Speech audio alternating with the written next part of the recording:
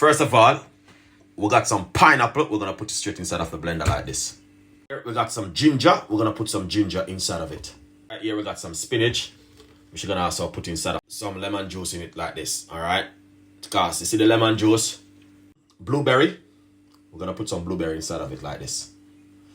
Alright? But about a teaspoon of organic honey, not too much. Some apple cider vinegar. Shake up your apple cider for about half a teaspoon inside of it.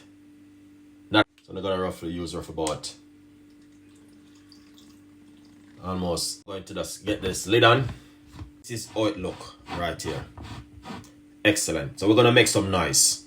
To our cup right here. All right. I wrote this beautiful recipe right here, guys. Look at that. Look at that. Amazing and fantastic, guys. Beautiful, lovely, and also delicious.